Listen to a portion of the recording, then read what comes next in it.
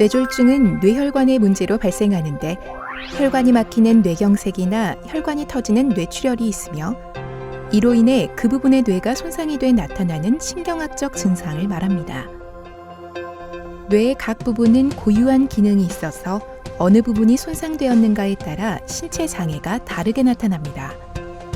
비교적 흔히 나타나는 뇌졸중의 증상으로는 한쪽 뇌에 이상이 생기면 반대쪽 신체에 마비가 오는 반신마비나 반대쪽 신체의 감각이 둔해지는 감각장애가 있으며 말을 잘하지 못하거나 남의 말을 이해하지 못하는 언어장애, 시지각의 문제로 나타나는 편측무시, 시력장애, 시야장애가 있고 음식물 섭취에 문제가 생기고 사례가 잘 드는 연화장애, 기억력이 떨어지고 주의력 결핍 등의 증상을 보이는 인지장애가 있습니다.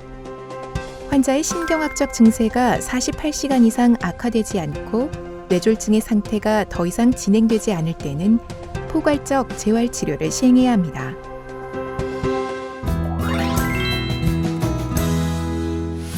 뇌졸중은 마비를 초래해 환자 스스로 움직일 수 있는 능력을 제한시키기 때문에 되도록이면 조기에 침상에서부터 움직이도록 유도합니다. 관절 움직임이 비정상적으로 제한되는 관절 구축은 뇌졸중 환자에게 매우 흔한 후유증으로 경직이 있을 때 잘 발생합니다. 이러한 관절 구축을 예방하기 위해서는 구축이 잘 발생하는 자세를 피하고 경직 발생을 줄일 수 있는 자세를 취해야 합니다. 신경발달치료법은 비정상적인 움직임을 억제하게 하고 정상적인 자세 반응과 자발적인 움직임을 촉진하는 치료법입니다. 마비된 쪽 근력 약화로 서 있기가 불가능한 초기 환자는 경사 침대를 이용해 단계적으로 기립을 시행합니다. 이후 앉기와 침상에서 서기 훈련을 통해 단계적으로 보행 연습을 시행합니다. 보행을 위해서는 선자세에서 균형을 유지할 수 있어야 하고 편마비 쪽 고관절과 무릎 관절을 안정되게 유지할 수 있는 하지 근력이 필요합니다. 처음에는 선자세에서 평행봉이나 물체를 잡고 균형을 잡는 연습을 하고 이후 평행봉에서 보행 훈련을 시작합니다. 평행봉 보행이 잘 되면 네발 지팡이 보행을 실시합니다. 그리고 균형 감각 증진을 위해서 기구를 이용한 훈련을 합니다. 마비 근육의 회복을 위해 전기자극 치료를 합니다. 뇌졸중 환자는 평형 기능과 이동 능력이 떨어지고 하체가 약해져 있기 때문에 낙상의 위험이 매우 큽니다. 따라서 낙상 예방을 위해서는 보행 연습을 할 때 꼭 보행 벨트를 착용하고 휠체어를 타고 내릴 때는 브레이크를 채우도록 합니다. 또 지팡이와 같은 보조 장비는 마비가 되지 않은 손으로 사용해야겠습니다.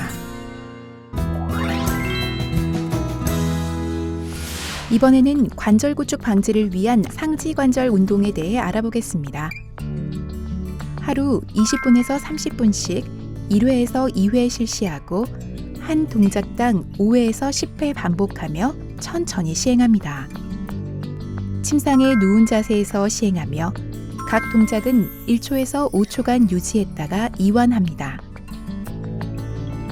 먼저 어깨 관절 운동으로 한 손은 팔꿈치, 다른 한 손은 손목을 잡고 팔을 앞쪽 방향으로 들어올리고 유지했다가 내려놓습니다. 다음으로 팔을 옆쪽 방향으로 들어올리고 유지했다가 내려놓습니다. 다음은 팔꿈치 관절 운동으로 팔꿈치를 구부리고 유지합니다. 그리고 팔꿈치를 다시 펴고 유지합니다. 이번에는 손목 관절 운동입니다. 손바닥이 위쪽 방향으로 올라오게 돌리고 유지합니다. 손바닥이 아랫방향으로 내려가게 돌리고 유지합니다. 이어서 손목을 들어 위쪽 방향으로 들고 유지합니다. 다음은 손가락 관절 운동입니다. 먼저 손가락을 구부려 주먹진 상태로 유지합니다. 반대로 손가락을 쥔 상태에서 펴줍니다.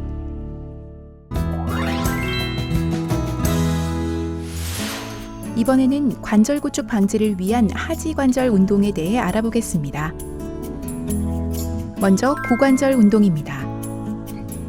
환자가 누워있는 상태에서 한 손으로 무릎을 잡고 다른 한 손으로 발목을 잡고 천천히 환자 방향으로 밀고 당겨줍니다. 다음은 무릎 관절 운동으로 무릎을 가볍게 접고 펴는 운동입니다.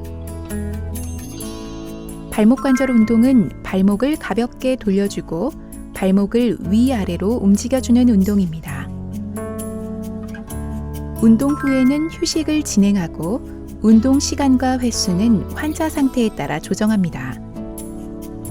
관절에 무리가 가지 않고 통증이 발생하지 않는 범위 내에서 운동하며 보호자는 환자를 잡은 손에 너무 힘을 주지 않도록 주의합니다.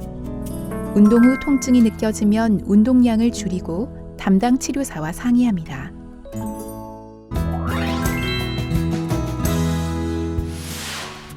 뇌 손상으로 근긴장도에 변화가 오고 근력과 감각이 저하된 뇌졸중 환자는 상지 기능 회복을 위해 다양한 작업 치료를 수행합니다. 마비 측의 감각 저하가 있을 경우 다양한 감각 자극을 통해 감각 회복에 도움을 주도록 합니다. 마비 측 기능을 증진시키기 위해 다양한 도구 및 기구를 이용해 근력을 증진시킵니다.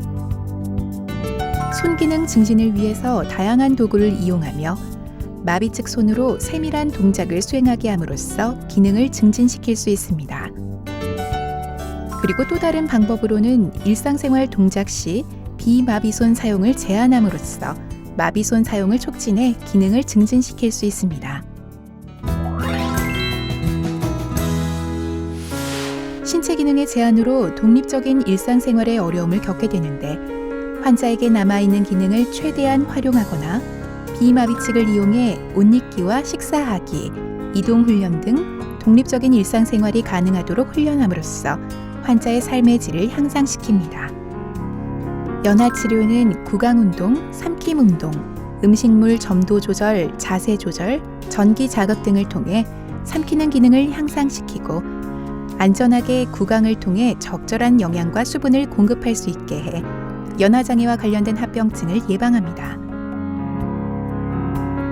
인지치료는 평가를 통해 인지장애 여부와 어떤 영역에 문제가 있는지를 정확하게 평가해 주의 집중력, 기억력, 실행기능 증진 훈련 등 적절한 컴퓨터 인지재활 프로그램을 설정해 치료를 하게 됩니다. 그리고 환자의 능력에 따라 가상의 생활 환경을 선택적으로 제공함으로써 인지 및 운동 기능을 증진시킬 수 있습니다. 언어치료실에서는 말, 언어장애를 정확하게 평가해 구강운동 치료, 호흡, 발성, 공명, 조음치료, 이해, 표현능력 증진 치료, 언어인지 치료 등의 치료 프로그램을 적용하게 됩니다. 모든 질병이 그러하듯 뇌졸중 또한 무엇보다 예방이 중요합니다. 하지만 일단 뇌졸중에 걸렸다면 꾸준한 재활운동과 관리를 통해 차츰차츰 뇌와 몸이 되살아나고 정상적인 생활을 할 수 있습니다. 환자나 보호자 모두에게 힘든 시간이 되겠지만 포기하지 않고 꾸준히 노력하면 반드시 건강을 회복할 수 있을 것입니다.